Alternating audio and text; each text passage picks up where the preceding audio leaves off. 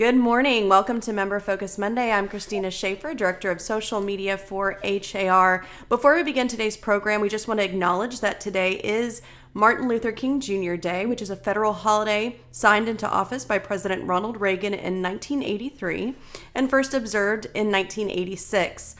Among Martin Luther King Jr.'s contributions to society was his call to serve with a desire to make a community better for all who live in it. We encourage you all to learn about the community service opportunities in place in your area and volunteer if you are able. And with that, we will begin today's program with HAR's Risk Management Advisory Group Chair, Cherin Cox. Welcome to our Good program, morning. Cherin. Good morning. Good morning. Thanks for having me. Thank you so much for being here. We're really excited about this topic, and a lot of our members are excited about this topic, and we have a lot to share. You planned out a lot of great topics and different points for today's program. But before we get into that, if you could just tell us a little bit about who you are. Well, I don't like to talk about myself too much, but I've been licensed and selling in Houston since 2000. I'm currently with CBNA Realtors Inner Loop office. I've served as Houston chapter president for Women's Council of Realtors. I was the second class of Texas Real Estate Leadership Program in 2011, and I've served on various HAR committees, MLS, TREPAC, YPN, and of course, RISK. And what does the Risk Management Advisory Group do? RISK is here to identify those critical issues that our members uh, need to know about and deal with in their business. And we would like to, when we do that, we provide educational resources for them to learn more about it in classes if needed, so that they stay in line and don't get in trouble in this wild business that we are all in. Very good. Why did you decide to get so involved with HAR and just the realtor community? I've always believed in giving back. I also believe in being in the know. I want to know before everybody else. And the way to do that is to be on these committees and to serve. I love the camaraderie and the volunteering, getting to know my fellow realtors. There's nothing better than, having a transaction with somebody versus not knowing. A better understanding of my business and what affects it.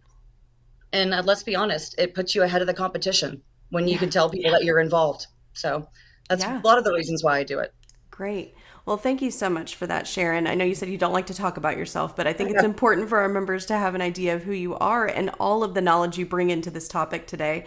Um, what we wanted to really discuss are common mistakes that members are making. Based on our MLS data, over 18,000 agents represented lease transactions last year, and a vast majority of those 18,000 only represented one or two. As you and I know, when you're out of practice with something, you're bound to make mistakes. So we really wanted to get into those topics today. And Cherin, what are some of the? Let's start with the first thing. What is the first mistake that you are seeing? But we put some word out there and asked around to see what people are dealing with. And the number one overall comment that we received back was to not become an accidental property manager. Um, Inform your landlord client that what your services are up front. Your services should be limited to marketing, the rental, collecting applications, negotiating lease terms.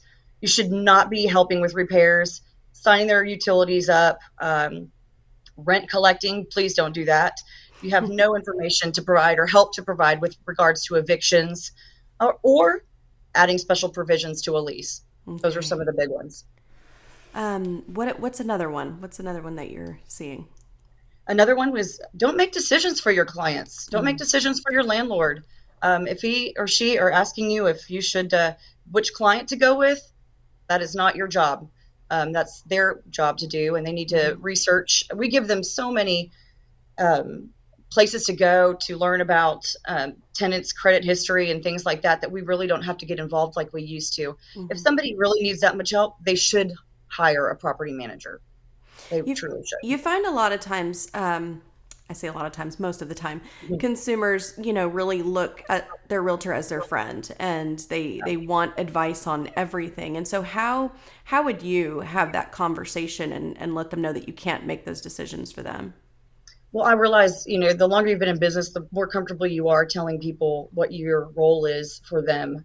But I just tell them straightforward, I am not able to do that for you, and again, remind them of what my jobs and my responsibilities are to them. Mm-hmm. But again, having the information for where they can go to learn is paramount, I think, to showing your professionalism when you have to tell them, hey, I'm sorry, I cannot help you pick a tenant, but here's where you can go to determine if that's a good qualifying tenant, things like that.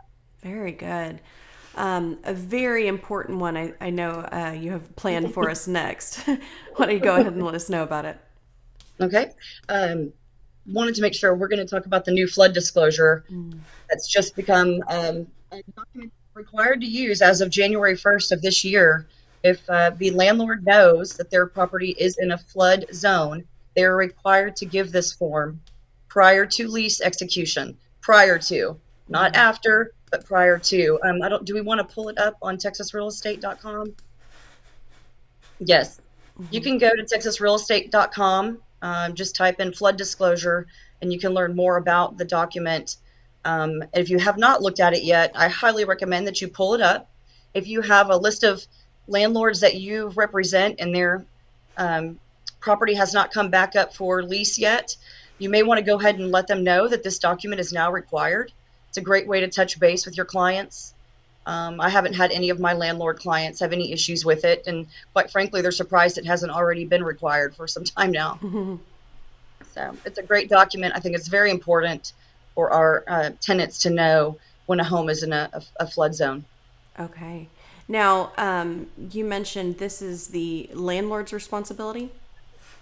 Yes, well, and they're going to get the document through us, but yes, it would be the landlord's responsibility to provide that document. And Okay. again, prior to the lease execution. So Okay. once you get your listing agreement signed with them, you need to go ahead and get this document signed as well. All right. A comment came in from Nicole Lopez. Thank you to member Bill Baldwin for his help in Yes, establishing that disclosure and Tree Pack for all their support. Yes. Thank you for that. absolutely. I agree, Nicole. Good morning, by the way. If you have any questions on the topics we're discussing today, you can type those in and we will look at them. I know we have several more points that we want to get to this Right. morning. Um, Demetria had a question, and you might be able to answer this. If not, I'm sure we have a staff member that can help. But Demetria said, is there a TREC or TAR form available that will be included in zip form? That's So probably I going to think be she a means zip for the form. flood disclosure. Yeah, I know you can get it off of HAR in the forms. I'm not here touting what services we all use, but it is available in the software that I use. But I would certainly reach out to Zip Forms to find out. Surely they've been involved with us since for so long, they would have it available. But if not, they definitely need to know about it. Okay, very good. And I did see a response from Bev. She said it is in zip form, so very Right, good. right. Excellent. And there was another Zainab, I hope I pronounced that correctly, asked, so you only use the form for flood disclosure if you are in a flood zone? That's what the form says. However, if the property is, in my opinion, if the property has flooded or there's potential risk, you should probably go ahead and use it. Which, if we live in Houston, it's probably best just to make that a part of your listing package, in my opinion, just to put everybody on notice. Right. As we've heard before, Yeah, anywhere in Houston it could flood at any time. absolutely. And that's why we Mhm. advise people to get flood insurance anywhere in Correct. Houston, no matter where they exactly are in a flood zone or not. All right, excellent. I don't see any other questions at this time, so we'll just keep Okay, moving. What else do you perfect. have for us, Sharon? The other one is, and it's a big topic. We're not going to go deep into what is, what isn't, when you should or shouldn't, but the continuous question we have is about service animals Hmm. or emotional support animals. There's a ton of information out there available to you guys, and I believe we have somebody, if not Rita or Matt, putting links for you Hmm. guys in the chat room today. Um, I would tell you we're going to get to this, but this is definitely a don't advise your client on something you're not familiar with topic. Hmm. You can go to houstonfairhousing.org and read case studies about people that made comments on this issue, or excuse me, topic, when they shouldn't have. So go and familiarize yourself. But again, this is definitely one of those topics where it's best to provide links and information for your client. not tell them what is or what isn't emotional support animal or service animal. It's a very touchy subject. So we recommend you do that, everybody. Absolutely. And we Are shared the a lot links of going up? those. Yes, we shared those links in the comments. But I think generally this is just a really good point, Sharon. And like we mentioned, most of the members that represented a lease transaction last year only represented one or two. And you just don't want to get in that slippery slope of advising on a topic that you're not familiar with. I'm sure there's plenty of different examples of how you could do that, but I think the service screenings and things like that, and pet advising, Advising that's on whether somebody should take one of these animals or under what circumstances it's required or not is a very delicate topic. And if you don't know, we have amazing property managers in Houston that are all willing to help us if we have some questions. Go to your broker. Don't make decisions. Don't tell your clients the things that you don't know. And we have been referred to by several well-known property managers while we were getting advised on this topic today that petscreening.com is an excellent resource. So I would definitely recommend visiting that one. wonderful. What else do you have for us, Sharon? Oh, this is a really touchy one. We spent a lot of time on the online talking about this one too, getting ready for it. Is it okay for a landlord to deny a lease application because they're unable to make a home ADA compliant? Well, this is another topic that you need to get educated on. The reality is it's not required, but landlords should make reasonable accommodations for a tenant that may have some ADA needs. However, they are not required to pay for those. So if a tenant needs a ramp, let's just say, to access the property, they can certainly ask for that to be done, and they can pay for it. And if they do have that done, they don't take that with them, it stays with the property. So another topic that's got a lot of reasons that you should go and do your research if you're going to be tackling these leases. The leases are long for a reason. They're longer than our resale contracts, and there's a lot of points in there that can get us in trouble if we do things that we're not familiar with. So that's one of the big ones too, is getting a home ready for ADA compliance. Very good. Somebody asked, does HR provide trainings about this? We're going to, there's a lot of different ones, yes. And I see Rita's chiming in the comments as well. We'll talk about some specifically towards the end, but absolutely, I think a big point that I'm getting from you, Sharon, is get educated on these topics. Absolutely. And I know we're going to go through it, but just to make sure people get their answers, HAR offers a course called Home Accessibility. It's a 1-hour course taught by a company called 101 Mobility. And I believe we're putting that in there. I believe there's a class coming up. We'll get to that too. Yeah, very good. All right. So this kind of ties into it. This next one that you have planned for us kind of ties into what we were just talking about. This is an interesting subject. Fair housing issues related to lease applications and rejections. Y'all do not advise your clients if they should be filing any type of complaint.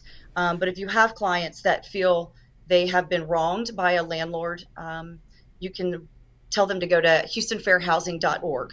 That's where you can send them to file any complaints, which leads us to our next one. I hope I'm not jumping the gun. The big topic, and we saved it for last, is can landlords request photo ID when they're receiving rental applications?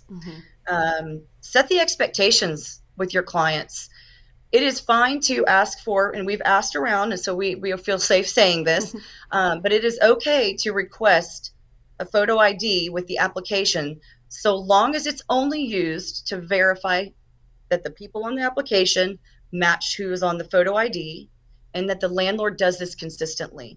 In no way, shape, or form should it be used to discriminate. Okay. Thank you for that, Sharon. If I don't see any questions, I do see a lot of comments, and Rita is chiming in, and HR is chiming in with the educational opportunities. I think this is a really important one, and we do hear about this all the time. So definitely something to make sure you're educated on. And the reason I said that the ADA tied in with fair housing is because recently we did have someone from the Fair Housing Office here in Houston, and he said that a majority of the complaints they get are actually from people that are disabled. So, they're not willing to make accommodations, or maybe they get denied because they're requesting accommodations.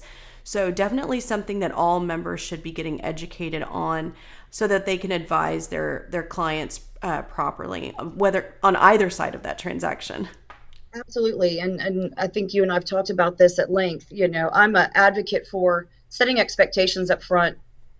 When I have a lease that I'm listing, I put together a checklist for agents that have tenants so that they know the order that things are going to happen. It's important to give the information, talk to your clients. You can't give them enough, in my opinion. Mm-hmm. So create a sheet with all these links for your client, to go and look at on either side, so that you're not the one advising, you're the one providing the information.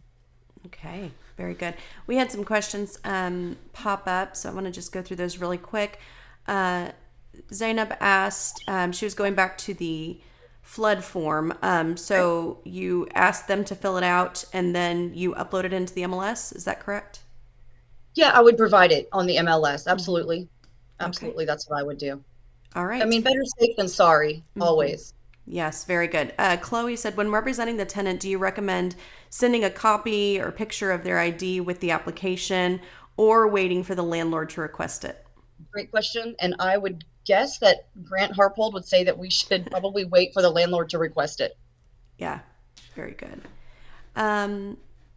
Lennon asked if you could expand on the reasons to not engage in property management. So the first point you gave was don't become an accidental property manager. Why is that? I believe there's because we're getting into areas that we aren't familiar with, and we are not property managers. That's a different role. We're realtors. You can become a property manager, but you would need to identify yourself as a property manager. And I think because there's two different roles there, it's important not to blur the lines of what services you provide. I know it's easy. Trust me, when, like your point earlier, that, we want to be friends with our clients. We want our clients to rely on us. It's very easy to say, oh, you know what? Don't worry. I'll get somebody out there to get the locks changed. Oh, don't worry. I'll find a painter for the property. No one's saying you can't provide resources for that, but you're not supposed to be the person going to meet a locksmith and things like that. Right. I feel like you're not, well, number one, we're not getting paid to be property managers. And the liability, if Mike Mengden is listening, probably would agree with me. The liability for trying to do both, I think, is much greater. If you are in a situation where you have a landlord that has some needs that may be outside of the scope of your normal listing agreement, talk to your broker. It's always the best fallback. Talk to your broker first. And it's always a great idea to have a property manager as a resource on speed dial. Because again, I don't believe that the property management fees are expensive for what the service they is that they provide. I know not all landlords are able to offer that, but become friends with a property manager so that these questions can get answered. And if you're going too far, too fast with the services you're providing, you'll find out from them that, yeah, you probably need me and you need to stop doing that. All right. Especially with tenant applications and selection. Excellent. Going back to the fair housing topic, what is our responsibility, Rachel's asking, as an agent, if we know our clients are potentially violating fair housing requirements? Could we be held liable if we're participating in preparing a lease for a client that we know when we know they're violating? Oh, absolutely, I would say. It's always important, again, and I know I keep saying it sounds like the same answer over and again. Talk to your broker. If you feel uncomfortable, I have felt uncomfortable before with clients, especially on the lease side, where they've asked me to do things or say things that I didn't feel comfortable with. Probably not the right client to be representing if you feel uncomfortable. If you believe that they are violating something, contact your broker and ask your broker if this is a violation. You can also probably contact the Federal Housing Department, just the Houston Federal Housing .org, I believe it is. Contact them. You don't have to give a ton of information, but you can ask questions. Yeah. But I do believe you can be held liable. Okay. And This also could be an opportunity for education. If that landlord, maybe they just are unaware, right? Right. Maybe that is an opportunity for education there as well. But definitely some routes that you can take if you find yourself in that situation. Yeah, if they're asking us to do things that are blatant violations, I would probably reconsider representing them. If they're not sure and they're having to learn as well, just let them know we're all learning together for your property, and but this is what I know, and this is what you should research, and this is what I advise Yeah. is not to do those things. I'm not sure if you have an answer here. Mitzi asked, "What about credit scores?" So we were talking about driver's licenses and Okay. providing that when the landlord asks. But what about credit scores? Is there a firm rule there? I'm not aware of a firm rule. I mean, I have heard maybe you shouldn't pay too much attention to credit scores. Sometimes the best tenants are people that need you to help them, even though they have a lower credit score. They may be the tenant for life. So I think using services, again, I'm not touting any specific service, but Smart Move is a great resource. They provide what their recommendations are to our landlords so that we're not doing that. Again, I think telling your client whether a 550 credit score or an 800 credit score is better or worse is a slippery slope. I've had people with 800 credit scores destroy cherry wood floors in a Mm, home before. And I've had people with, low credit scores never miss a rental payment, and vice versa. So I think it's a slippery slope that we can find ourselves in. So find services. If you're not using a property manager, find services that can provide guidance to your landlords like Smart Move would. okay. I don't know if you've ever encountered this, Cherin, but Rashmi was asking about if there are rules when you're working with somebody who maybe doesn't have a social security number. What are the rules there as far as working with them as a tenant? I don't think there's rules. I think that Hmm. again, that comes down to the landlord's comfort, how comfortable they are with that. I actually have had this happen, and Hmm. I have had a landlord lease to them. Um, but again, property manager is probably your best bet in this realm. Hmm. I don't have any specific information to provide. I'm sorry, Rashmi, but I would advise property manager on that one, Hmm. especially if your landlord's not comfortable with it. We shouldn't be advising if they should or shouldn't be comfortable with that. Wonderful. Well, Sharon, this is really helpful. I know our members were really looking forward to this topic because, again, so many of them have Mhm. represented these transactions, but maybe don't get to practice with them as Right. much as possible. So we truly appreciate your guidance today. Do you have anything else that you Absolutely. want to share with our members? We were talking about other resources. I don't know if you wanted to just places that I use. Hmm. If you don't already, I don't think this is going to pop up in our chat room, but if somebody out there wants to find it and put it in chat, I give every landlord that I represent a copy of the Texas Landlord Tenant Guide. Hmm. And the best place to find that is to Google the Real Estate Center at Texas A&M Landlord Tenant Guide, and it'll pop right up. That should be something that you provide to every landlord that you represent. And quite frankly, it's not a bad idea to give it to your tenants as well. Hmm. It helps keep us out of, telling them what's required and what's not. We could have this topic for another 30 minutes. But TexasRealEstate.com is another one. If you don't know that HAR has a YouTube channel, a lot of these subjects that were here on Monday are on there for you to go back and watch again. Hmm. Um, you know, uh, the HoustonFairHousing.org, PetScreening.com, all of those are great resources for you to go and familiarize yourself. And if you've Wonderful. never Yeah. filled out a lease agreement before, we have mentoring at CBNA, and we go through these documents with our new agents and things like that to make sure you've looked at it before you fill one out. You should always know the document that you're working with. So if there's going to be these questions that come up, you can talk to your broker first. Very good. And just a reminder, we do have a leasing certification that is going to be on the education calendar very soon. A mobility CE class, which we discussed today, mobility, on February 15th. It's an hour long, 12 noon. And we also provide several lease applications contracts classes. So take a look at the education website, har.com/education. And like Sharon was saying today, get educated on these topics. Yeah, be informed. Let everybody know what your process is. Let everybody have this information so that we're all on the same page.